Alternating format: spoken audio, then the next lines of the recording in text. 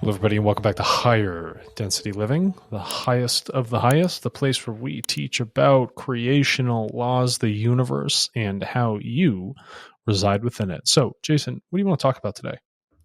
I think it's important in light of our episodes that we're doing right now, and I encourage people to look at those, is these lost years of Jesus. But I think it's important when we look at people doing not just investigative work or any of that, but the investigative work that you do in your life. In understanding, I was, and this, I'll lead this right into you. I was listening to an evolutionary psychologist. I really loved listening to him, and they were talking about biases and belief systems that we have and how that infects especially back in the day, tribes. And like one, for instance, is why we're so attracted to gossip, because gossip actually back in the day in a tribe could save your life, could save the tribe's life. Because someone would come running in and be like, hey, I saw 10 men that were kind of creeping from a different tribe, and they were, so many miles out or whatever. They wouldn't use that phrase, but they would say where it was at or restrictive in this valley. 10 clicks. Yeah, 10 clicks, however they said it back then. But, and then that would get the news, and then that would just spread all over the tribe. So it's kind of like a protective safety factor. So that's geared in us. It's the same as why we love gambling, and especially slot machines, because as a hunter gatherer, we love the idea of forging. And then all of a sudden there'd be berries and there's a payoff. Forging, walking, for miles and miles and miles. And then all of a sudden you see a rabbit or a deer, It's the same thing like when I go on a really long hike and I get to the top and there's a glacial lake. Yes. Hell yeah. You know what I mean? I'm like, worth it. The best. The massive dopamine hit. I'm like all drooling, just like blissed out, like totally nirvana. That's that vibe. But if there's biasy. We got to think about the context of our own evolution, just in our short lifespan here right now with our lives.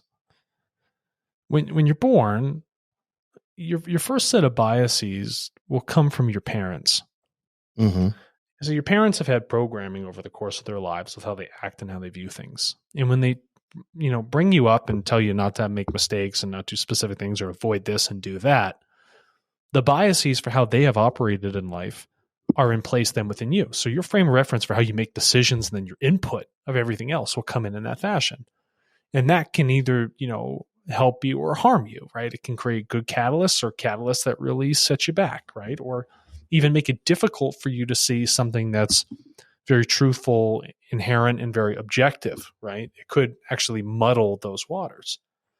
And then after you're done with your parents, you go to school if you're fortunate enough, and you got your teachers. And your teachers have absorbed all this different material, from all these different authors and places over time and how they see the world in a very academic format. And then they're going to impress that onto you in their perspective, right? So they're going to like your next guru. The hope, even for people that are listening to this, is that after you're done sort of with those paths where you're completely, inundated with, parenting that has occurred in your upbringing, sort of warping your evolutionary perspective, creating biases. And when you're done with school and those people are done warping your evolutionary biases with, the bubble that academia is, you're in the world by yourself. So what are you left with? People will search for self-help books. They'll go to events. They'll look for groups that share the same biases or perspectives. They'll dive into specific religions, right? Ones that may support their theses on how life works, which I think is fundamentally not necessary when all you got to do is look at yourself to understand how life works rather than someone in some sort of religion telling you how it does. And these biases here stop you from doing something very important and critical to your evolution. And Jason, you can stop me here whenever you want.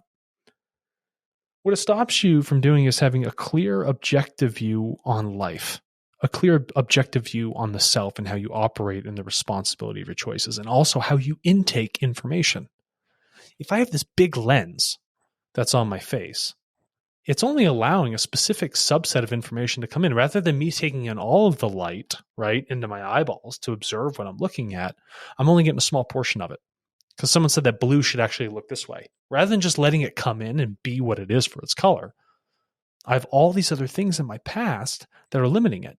Or say, for instance, I see the color blue, but really it's more gray. I find out I've been colorblind my whole life. Wouldn't that agitate you? Because it's gone again, your evolutionary biases, to find out you've actually been colorblind, right?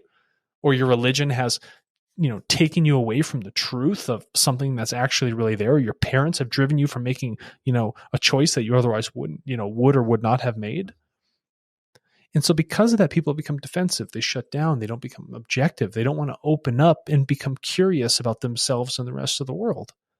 So any of these things where, they come up and challenge the status quo or your perspective, evolutionary biology in a sense, you're going to fight it. You're going to drive it away because it can debase so many things in your life that you hold true and dear, that you thought fundamentally were how things worked. Am I too off on a tangent here, Jason? No, I love it. And I think it's really important that people understand when they, first of all, I want to, let's take it down this road. I love a road. Your parents are not bad people. Your teachers aren't bad people. This was interesting here lately. There's two figures, and I think this will help a lot. So let's start with John Wayne. So they're trying to cancel John Wayne. This guy's dead. He's been dead a long time. What? Are you serious? I didn't know this. Yeah, they're dredging it up, things that he said or things that he's done in movies and stuff like that. So John Wayne's huge figure, Westerns, everybody, everybody but some people, liked his Westerns or whatever. We recognize who he was.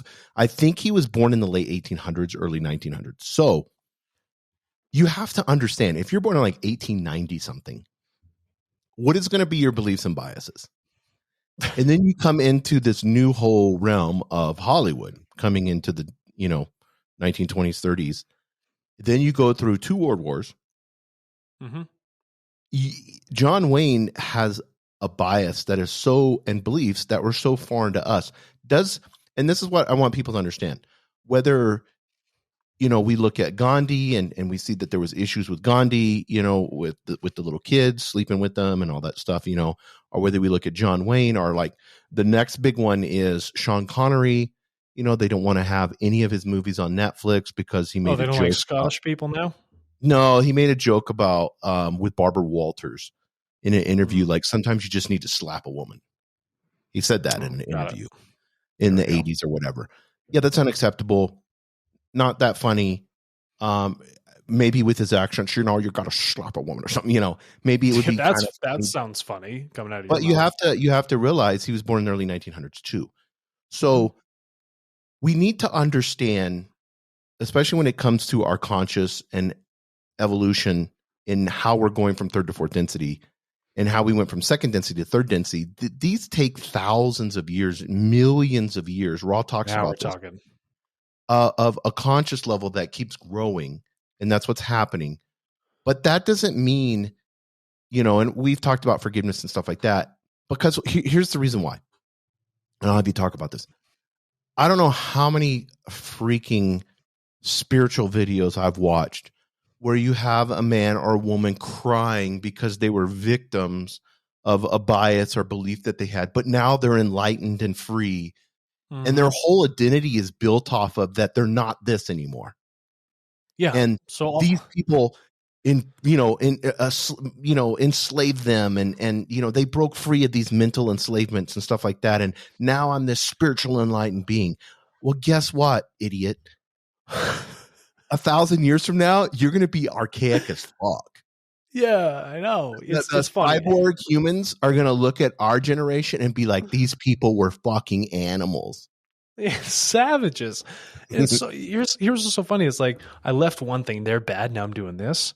Mm-hmm. You are doing the exact same thing. It's the exact same thing. There's no lesson that was actually learned here. You are taking deep biases and beliefs, negating them on one side and adopting a whole new set. A set that negates the thing you were unhappy with. And then putting judgment truth to people. Put judgment on other people because they don't think like you do. First of all, I used this metaphor the other day. Do trees just like fucking grow eyeballs and like sprout legs and start walking around and talking to people? No. Evolution is fucking slow. It is so so slow. So I would let the woke culture know, slow down. You're not perfect in your evolution either. Or the fascist culture, whichever side. Or the fascist culture. I don't care what it is. Anybody, even me. Do not assume someone's going to think like you. Do not assume that you have all the facts, because you absolutely do not. I'd say 99.999% of you don't even understand how your own body works. So don't tell people how their body should work either. And like with that concept, just because you don't agree with what someone says or the way they're brought up or their evolutionary biases, do not berate them for it. They are on their own evolutionary journey just like you are. And it's not for you to tell them how they need to learn. It's for them to realize it for themselves. And guess what? They'll go through a cycle many, many times over. And be thankful of the fact that they think differently from you, because that's affording you a catalyst to learn. Don't harm these people or try to cancel them, because if you cancel catalysts, you stop your own evolution. I want you to consider that logic. You tracking with me on that? Yeah, and I think it's a false enlightenment. It's a false sense of a new direction when actually what you're not shedding anything of the only way you shed something is to bring love and light into it. It's the only way to do it. What does it look like when you bring love and light to your parents? What does it look like when you bring love and light to John Wayne? What does it look like? I'm just using him as an example. But, I was watching a thing the other day in the 1920s and 30s that the Ku Klux Klan was wildly popular. They had millions of people. Harry Truman, the president, had to go on record and say, yeah, I was a part of this for a brief period of time. Wow. So, yeah, people don't realize this, but the millions of people here in the United States, and there wasn't that many, you had a 3 million people in the Ku Klux Klan when in the 1930s, how many people were 100 million in the United States, if that? Mm-hmm. Yeah. So, that was a huge thing. So I'm going to look at everybody that ever was in those people and say, these are all freaking racist and they all need to be, struck out of our history books. That's bullshit. We have that so that we can learn from it. It's a teaching lesson for us. It doesn't make them any less or more than we are. No, they are just as human. And just because they're making a mistake that's highly polarized, let them make it. That's for them. If you made mistakes, would it feel good someone canceling you or berating you as a person or completely summing you up for the way you think? That's horrible. Well, Jesus' last words on the cross, I think, are so important. He said, because we're getting into him and his enlightenment, we learned that. His words were, Father, forgive them, for they know not what they do. These people just threw him up on a cross. Worst place to die. Crucifixion's worse by far still. The Romans invented the best ways to torture people. Mm-hmm. He's saying they don't know what they're doing. But in actuality, I can forgive them because they are playing the play in my life because I need a catalyst so that I can grow. And that person is just as important as the disciples that were supporting him in that time. You don't realize the darkest side. Yes. That's the darkest side of you. You have to have both. You have to have that balance. Listen, if somebody knew better, truthfully, and I say this all the time, if somebody actually knew better, they wouldn't do it. They wouldn't do something negative. They wouldn't make the mistake. They wouldn't do the harm if they've actually evolved and knew better. But they haven't. So they're still in that cycle. So what am I going to do? Even though somebody may be causing harm to me, even so somebody may have said something stupid that was offensive, right? They wouldn't have said it if they didn't know better. So respect the fact that they are also on an evolutive path and don't take it personally. Ever. Do not. Well, for me, whenever I Neville Goddard, a great teacher in the 1920s and 30s, Enlightenment teacher, he talked about this, and he's the actual one where I got this from. He was using Jesus' last words, but he's like, whenever you begin to understand that everything in creation is for you. Yeah. Everything in creation is for you. That tree that's outside that you get to look at out your window, that person that you hate, the persons that you've created in this life through children, your family, your uncles, your aunts, whatever it may be, those people in your life, every single one of them was put in this matrix in your, there's no, what do they call the people that just walk around the video game, but they really don't do anything? NPCs, non-playing Yeah, characters. yeah. I always tease and make mean jokes like, "Oh, that's just an NPC." But I mean, you need everyone is in this game of life to evolve your consciousness. And once you begin to realize, then you're going to appreciate that person for being there. They're creating you. And yes, and that's where love and light comes in. Right. Oh, I understand. Oh, people are doing war. People are shooting each other. Great. I don't agree with it, but I appreciate the fact that you're helping me learn myself, learn what's best for me, my morals, my ethics, how I decide to evolve consciously, because I am watching, observing, being objective on this world and about myself. And that's how we should look at our evolutionary psychology, biology, perspectives, and biases.